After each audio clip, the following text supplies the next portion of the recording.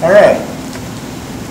Hi, I'm Deos, Director of Zombie Club, and I'm here with Josiah Larson, the Associate Director and Original Concept Writer, Story Writer for Zombie Club.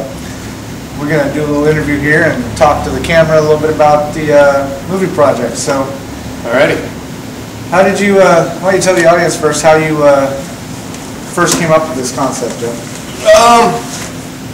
I was watching Zombieland, and decided that I wanted to come up with a concept that was about zombies, but altogether different than what anybody has ever seen. Love the concept of zombies, but I wanted to do something different with it. And when I started thinking about different ideas and different ways to take the film, old classic movies popped into my head. Things like The Lost Boys.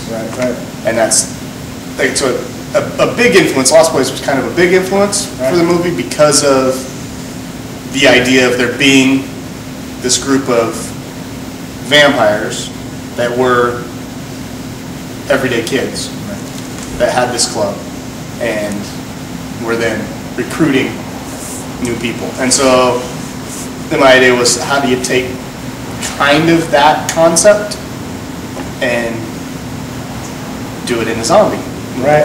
I wanted to make it an intelligent zombie film as opposed to brain dead, dumb, flesh-eating zombies.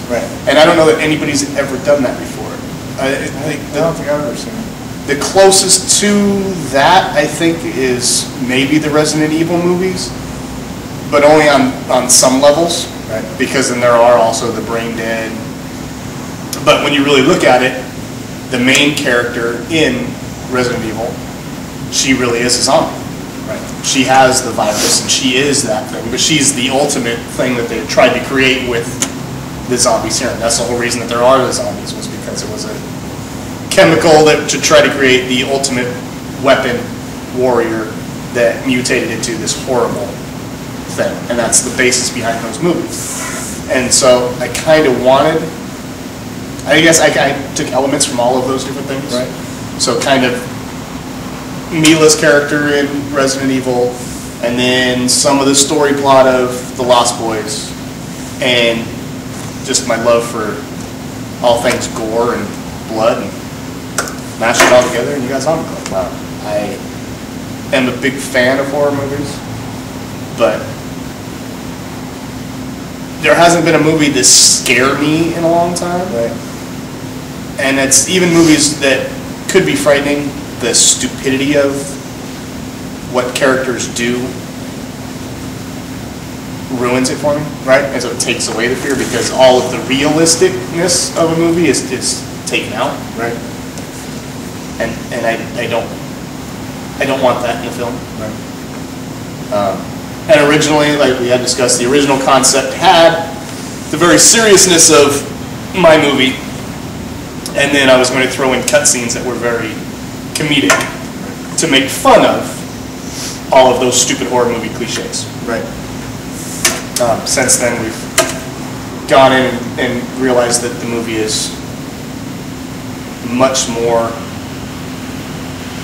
has much more weight to it than that, and so it really is a realistic horror zombie film. Serious, So, and I'm happy with that. I'm glad to take those comedic things out. And it might be one of those things where maybe after the movie's done, we'll go back through the movie and do I can't even think of the name of it, but the like the science fiction theater thing, where we go back and for the fun of it for us, to go back and make the serious film and then go back later and cut it up and just make fun of stuff, what we did. So, but that's a future endeavor. Well, we'd also talked about putting the film in black and white. Yes. And doing kind of a Sin City approach with it. Yes. What was I love that idea.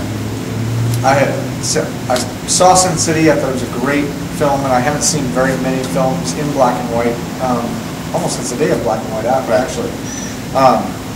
And it adds, I think, to the weight of the film. My idea for black and white, and I don't want just plain black and white. Like I said, I want black and white with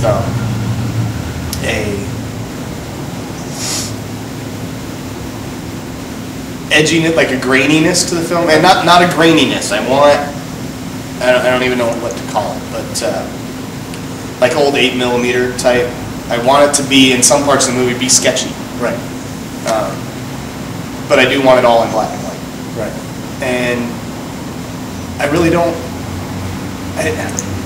I was messing around with videos, and I was messing around with some test stuff that I was doing for promotional things. And in the editing software that I had, it gave me all those options to switch and do all of those things. Right. And I switched to black and white, and it looked really cool. And then I found the element that allows it to give those lines and that sketchiness to it. And the minute that I did it, it took what was a very boring, stupid handheld film of me just doing test stuff and made it look really cool. Right. Just out of nowhere. That 35mm element, I think, is the actual film. It's not the grain; it's the film. Right, and you're getting lines right. in it that come and go, and they flash, and sometimes you get watermarks, or you get different things that pop in, and the film itself is still very clean, and you can see everything that's happening, but it just gives more life to the film that you're shooting, and I guess that it also allows you to, when you use, I think that this is what I said, I don't remember now, but in my mind right now, what I think of is when you use a small, when you're not using a $10,000 camera, right? That no matter how good the film is that you shoot, it looks cheap, right? Because it's filmed with a standard camera, and even if you're using a $5,000 camera, you're still not getting the same quality as a big multi-million-dollar picture and the cameras and the stuff that they're using. But when you switch it over, like I mean, I did it with a $100 Kodak handheld camera that has video, right? And it looked very cheap and very nasty and the stuff. But the minute that I switched it over to black and white and added those elements, it looked like I was using a very expensive camera. Right.